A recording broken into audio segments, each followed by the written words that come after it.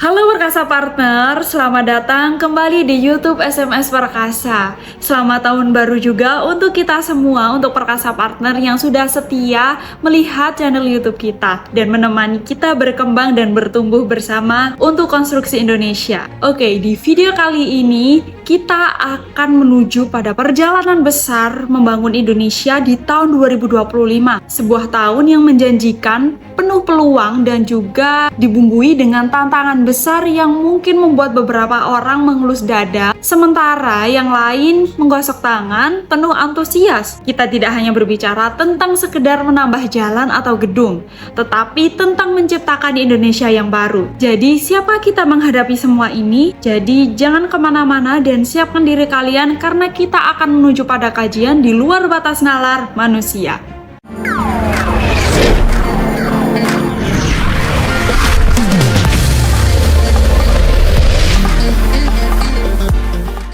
Oke, masuk ke chapter 1, ada tantangan dan peluang bagi pelaku konstruksi di tahun 2025. Tahun 2025 adalah momen penting bagi sektor konstruksi. Proyeksi pertumbuhan hingga 6,1% menjadi penanda bahwa sektor ini bukan hanya berkembang, tetapi menjadi tumpuan ekonomi negara. Dengan proyek strategis nasional yang terus bermunculan seperti jalan tol, kawasan industri, dan fasilitas energi lainnya, kita semua diberi panggung untuk memainkan peran besar ini. Namun, pertumbuhan ini juga membawa tantangan sendiri. Mari kita jujur, kekurangan tenaga kerja terampil bukanlah masalah baru. Ketika teknologi juga berkembang pesat, kebutuhan akan pekerja yang paham sistem modern seperti prefabrikasi atau otomatisasi juga meningkat. Sayangnya, pasokan tenaga kerja kita sering tertinggal satu langkah. Terus, solusinya apa sih? Solusinya adalah dengan memberikan pelatihan yang berkelanjutan tentu saja. Tetapi kita juga harus memastikan bahwa pelatihan ini relevan dengan kebutuhan industri. Lalu mari kita bicara soal material. Harga baja dan juga beton melonjak lebih cepat daripada harga kopi di kafe langganan Anda. Ini adalah tantangan nyata, terutama bagi para kontraktor yang juga harus menjaga margin keuntungan tetap sehat sambil memenuhi kebutuhan proyeksi besar. Namun, situasi ini juga memaksa kita untuk lebih kreatif. Material alternatif, teknologi daur ulang, dan juga inovasi menjadi kunci untuk bertahan dan juga berkembang. Jadi, meskipun banyak tantangan, peluangnya juga jauh lebih besar. Di tahun ini, kita semua diberi kesempatan untuk tidak hanya menjadi pengikut, tetapi juga bisa menjadi pemimpin dalam sektor konstruksi. Dan juga berbicara tentang kepemimpinan nih, mari kita lihat salah satu proyek terbesar yang menjadi simbol konektivitas baru di negeri ini, yaitu jalan tol. Chapter 2, Jalan tol membuka konektivitas baru. Jalan tol bagi sebagian orang mungkin hanya sekedar jalur aspal panjang. Tetapi bagi kita di sektor konstruksi, ini adalah simbol perubahan besar. Proyek jalan tol Kamal, Teluk Naga, hingga Rajek misalnya, bukan hanya menghubungkan wilayah tetapi juga menciptakan peluang ekonomi baru di sepanjang jalurnya. Proyek ini juga tidak main-main nih, dengan kebutuhan material lebih dari 50.000 ton baja dan 30.000 meter kubik beton. Ini adalah peluang emas bagi supplier lokal. Tapi ingat, kualitas adalah raja. Baja dan beton Anda juga harus memenuhi standar tinggi, atau proyek ini bisa berakhir dengan lebih banyak kerugian daripada keuntungan yang diberikan. Namun, jalan tol ini bukan hanya tentang material, teknologi dan perencanaan juga menjadi tulang punggungnya. Dari pengalaman proyek tol Jakarta Cikampek Elevated, kita tahu bahwa penggunaan teknologi modern seperti Building Information Modeling atau BIM dapat mengurangi risiko kesalahan dan mempercepat penyelesaian. Namun, mari kita tidak terlalu bergantung pada teknologi saja. Kerjasama antar pihak juga tetap menjadi kunci. Setelah memahami pentingnya jalan tol, mari kita berpindah ke sektor lain yang lebih kompleks, tetapi juga tidak kalah pentingnya dari jalan tol, yaitu eksplorasi migas lepas pantai.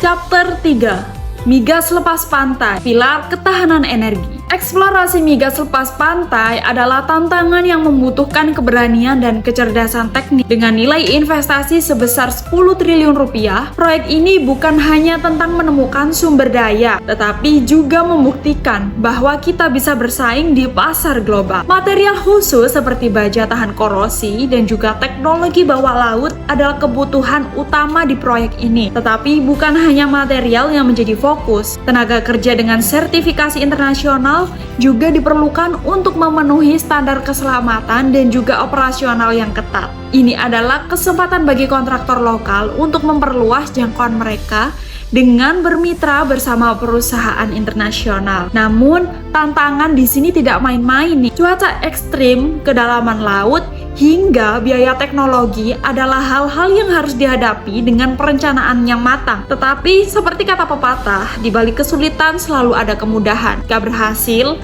proyek ini tidak hanya memperkuat ketahanan energi kita, tetapi juga membuka jalan bagi proyek serupa di masa depan. Sekarang, mari kita pindah ke peluang bagi supplier dan juga manufaktur yang memainkan peran penting di proyek besar seperti ini. Chapter 4. Peluang untuk supplier dan manufaktur konstruksi. Jika Anda adalah supplier atau produsen material konstruksi, maka inilah waktu Anda bersinar. Proyek-proyek besar seperti jalan tol dan eksplorasi migas menciptakan permintaan yang luar biasa untuk material berkualitas tinggi. Baja tahan gempa, beton ramah lingkungan, hingga material daur ulang menjadi kebutuhan utama. Namun peluang ini juga datang dengan tantangan. Anda tidak bisa hanya menjual material, Anda juga harus menjual kualitas. Standar internasional adalah hal mutlak yang harus dipenuhi. Disinilah inovasi menjadi kunci. Misalnya menggunakan teknologi produksi yang lebih efisien atau memanfaatkan material daur ulang untuk mengurangi biaya tanpa mengorbankan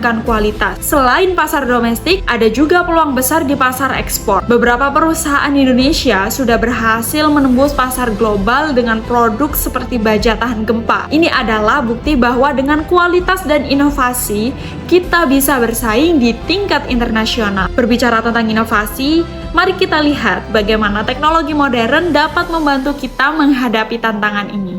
Chapter 5.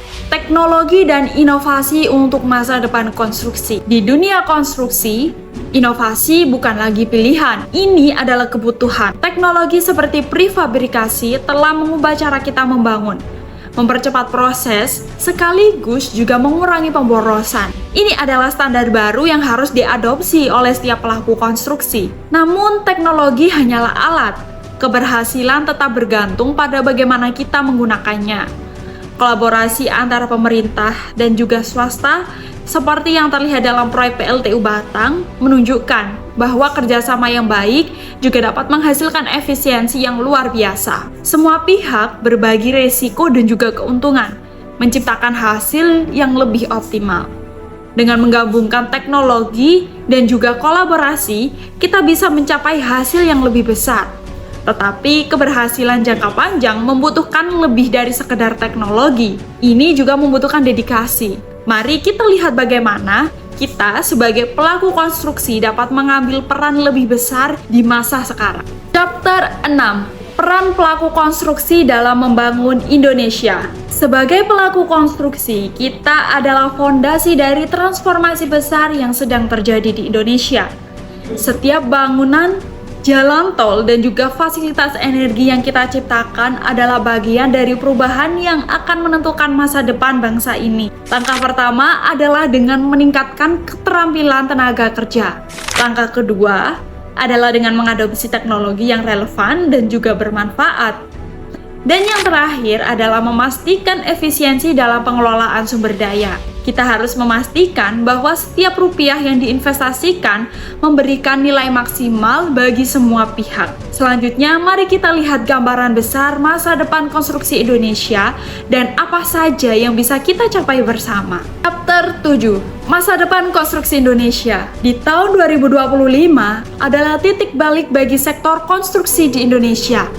Dengan pertumbuhan yang terus berlanjut, kita memiliki peluang untuk menjadi salah satu pemain utama di kawasan regional, bahkan global. Namun, keberhasilan ini tidak datang dengan mudah. Masa depan konstruksi Indonesia tidak hanya tentang proyek besar yang kita bangun, tetapi juga tentang dampaknya terhadap masyarakat dan juga lingkungan.